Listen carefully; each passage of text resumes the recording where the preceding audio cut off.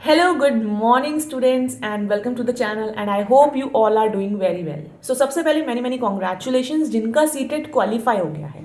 ठीक है, तो सबसे पहले अब आपको जो है जैसे सक्सेस होती है ना तो उसको डाइजेस्ट करना सीखो। आई एम एज्यूमिंग कि आपकी जो एज है जो आप लोग देख रहे हैं वो 19 to 30 मिड में कहीं है, या तो आप अपने 19s में हो, 20s में हो, या आप 30s में एंटर करने वाले हो। इस तरीके से मैं एज्यूम कर रही हूँ आपकी एज को। ठीक है, तो सक्सेस डाइजेस्ट करना आना चाहिए कि हाँ हो गया क्वालिफाई, ठीक है, एक दिन हमने सेलिब्रेट कर लिया, अब हमें आगे देखना है कि आगे किस तरह से तैयारी करेंगे। ठीक है, तो नेक्स्ट जो आपका स्टेप होना चाहिए वो बिल्कुल प्रैक्टिकल स्टेप होना चाहिए।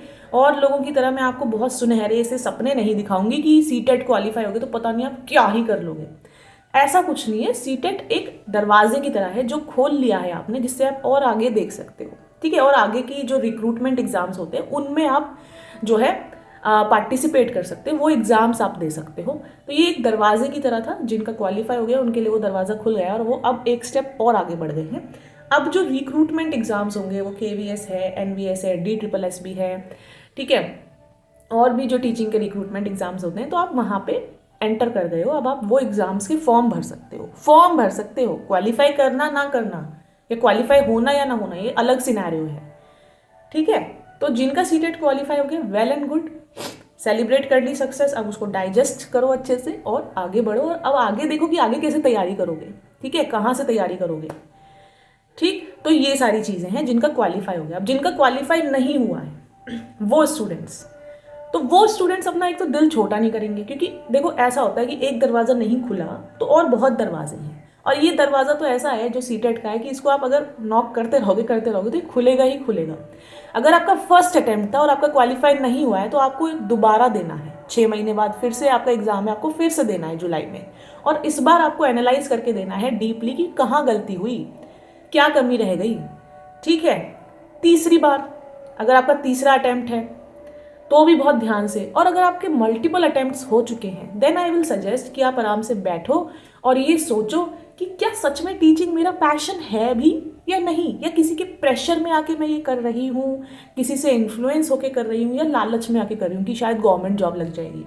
तो अगर या तो प्रेशर है या लालच है तो दोनों ही केसेस में बहुत मुश्किल है कि आप ये एग्ज़ाम क्वालिफाई करो, और कर भी लिया तो वो पीस आपको मिलेगा नहीं इंटरनली। ठीक है लेकिन जिसको अंदर से इंटरेस्ट है कि टीचिंग ही मेरा पैशन है, मुझे पढ़ाना ही है, मुझे अपनी नॉलेज इम्पार्ट करनी है, तो उसके लिए exam is like a game, वो खेल की तरह है। क्योंकि जब हमें कोई चीज़ में इंटरेस्ट बहुत ज़्यादा है, पैशन है, तो ऑलमोस्ट तो फर्स्ट अटेम्प्ट में ही निकाल लेता है स्टूडेंट, या फिर ज़्यादा से ज़्यादा सेकेंड अटेम्प्ट में। लेकिन अगर आपको लग रहा है कि 3, 4, 5 मल्टीपल अटेम्प्ट्स हो चुके हैं तो then you have to rethink कि क्या सच में यही मेरा पैशन है।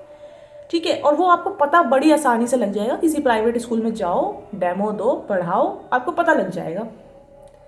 ठीक है, अगर आपका ये प्रेशर है किसी का या कोई लालच है तो कोई फ़ायदा नहीं है, क्योंकि टीचिंग एक बड़ी सेल्फलेस जॉब है, इसीलिए इसे एक नोबल प्रोफेशन बोला जाता है। ठीक है, तो फिर आपको सर्च आउट करने की ज़रूरत है कि शायद अगर कुछ और है और जिसमें मैं बेहतर हूँ तो फिर आप वो करिए। ठीक है, and it's never too late कि स्विच करने के लिए, कर सकते हैं बहुत इजीली। ठीक है, तो ये चीज़ है कि जिनका क्वालिफाई नहीं हुआ है don't get disheartened. Side hustle के लिए मैंने आपको पहले भी बताया है कि अब आपको अपने ऊपर काम करना है। जिनका क्वालिफाई हो गया है, जिनका नहीं हुआ है, दोनों को ही अपने ऊपर काम करना है, अपनी स्किल्स पर काम करना है। Confidence, communication skills, technical knowledge, AI आ गया है, स्पोकन इंग्लिश, ये 5 से 6 स्किल्स के ऊपर अपने ऊपर काम करना शुरू करो।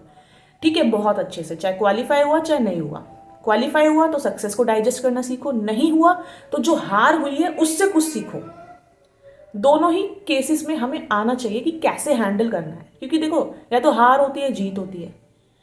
ठीक, तो जो भी हो रहा है उसको कैसे हैंडल करना है कि ठीक है जो जीता उसने एक दिन खुशी मना ली, लेकिन जो हारा वो डिप्रेशन के गड्ढे में ना गिरे। जो है वो है, एक्सेप्टेड कि हाँ मेरी ही कुछ गलती रही होगी ना, कोई कमी रही होगी, उसको निखार के, उसको सुधार के अब आई विल रॉक इट। ठीक है, इस तरीके से सोचना है। एक सेकंड, ठीक है, देखो अलग अलग चैनल्स पे अलग अलग लोग, बहुत बड़े बड़े जो लोग हैं वो आपको एकदम से ना ऐसे ड्रीम जोन में लेके चले जाएंगे जिनका क्वालिफाई हो गया है। तो ऐसे ड्रीम जोन में जाने की जरूरत नहीं है, हकीकत की दुनिया में रहो, प्रैक्टिकल रहो कि हाँ ये चीज़ है, ये हो सकता है। जिनका नहीं हुआ है, अच्छा ठीक है, नहीं हुआ है, अभी दोबारा हम ट्राई करेंगे, लेकिन मीनवाइल हम अपने ऊपर काम करते रहेंगे। अप्रैल में जाएंगे, हम रिज्यूम बनाना सीखेंगे, किसी पर डिपेंड नहीं रहेंगे, रिज्यूम खुद से बनाएंगे। कंप्यूटर में इतनी बेसिक नॉलेज हमें होनी चाहिए, और रिज्यूम बना के खुद का जो रिज्यूम बनाया जाएगा उसका प्रिंट निकलवा के हम स्कूल्स में डालेंगे। ठीक है, ये सारी चीज़ें अपने माइंड में रखना, प्रैक्टिकल धरातल के ग्राउंड पे रहो। क्योंकि अपने 90s 20s में हम कैसे होते हैं कि लोगों को इम्प्रेस करने में लगे रहते हैं, कंपेयर करने में लगे रहते हैं। मत करो लोगों को इम्प्रेस। आज से 5-6 साल बाद कोई दिखने भी नहीं वाला आपको। ठीक है, तो वी आर नॉट हेयर और we are not born to impress others but to impress ourselves. हम दूसरों को इम्प्रेस करने नहीं आए, दूसरों से कंपैरिजन करने नहीं आए। हम जो हैं हम हैं। हर इंसान अपने लिए अपने लेवल पे काम कर रहा है। जो हर इंसान का जो बेसिक नेचर है वो उसके अकॉर्डिंग काम कर रहा है। ठीक है, तो आपको पहचानना जरूरी है कि मेरा बेसिक नेचर क्या है, मुझे किस चीज़ में खुशी मिलती है, क्या ऐसी चीज़ है जिसमें मुझे बहुत खुशी मिलती है। ठीक है, तो ये सारी चीज़ें हैं। और भी अगर आपके कोई डाउट्स हैं तो please let me know in the comment section. अगला जो एग्ज़ाम है सीटेट का वो जुलाई के फर्स्ट संडे तक बिल्कुल 101% हो जाएगा। फॉर्म्स आपको फरवरी में देखने को मिल जाएंगे। नेक्स्ट सीटेट 2025 के फॉर्म्स। एलिजिबिलिटी आपको पता होनी चाहिए।